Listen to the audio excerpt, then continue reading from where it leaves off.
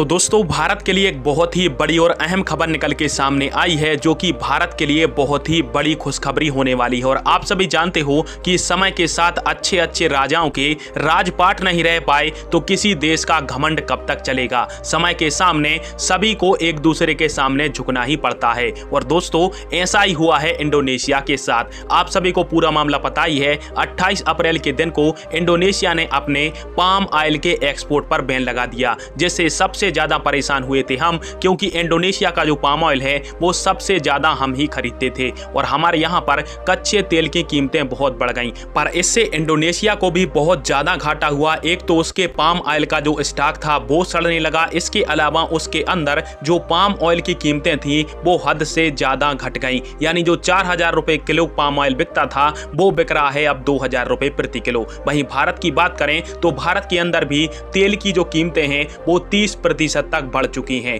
और इसका कारण था कि भारत को प्रति वर्ष 2 करोड़ 30 लाख टन खाद्य तेल की आवश्यकता पड़ती है। अब इसमें से 1 करोड़ खाद्य तेल को भारत अपने यहाँ पर ही उगा लेता है और बचा 1 करोड़ 30 लाख टन जो खाद्य तेल है वो हम विदेशों से इंपोर्ट करते हैं। अब इस इंपोर्ट किए जाने वाले 1 करोड़ 30 लाख टन तेल में से भी 90 लाख टन मात्र पाम ऑयल को भारत दूसरे देशों से इंपोर्ट करता है। और सबसे बड़े जो एक्सपोर्टर हैं भारत के वो हैं, पहला है इंडोनेशिया, दूसरा है मलेशिया। अब इंडोनेशिया ने जैसे ही पाम ऑयल के एक्सपोर्ट पर बैन लगाया तो भारत के अंदर खाद्य तेलों की कीमतें तो बढ़नी ही बढ़नी थी। परंतु आज जो खुशखबरी निकल के सामने आई है वो सभी आप स्क्रीन पर स्क्रीनशॉट के रूप में देख सकते हो। और इसके माध्यम से ऐसी जानकारी दी गई है कि ना सिर्फ इंडोनेशिया ने अपने पाम ऑयल के एक्सपोर्ट पर से बैन हटाया है, बल्कि 2 लाख टन पाम ऑयल को भारत के लिए रवाना भी कर दिया है। और दोस्तों यह जो खबर है वो भारत के लिए बहुत ही बड़ी खुशखबरी है, क्योंकि पाम ऑयल के आते ही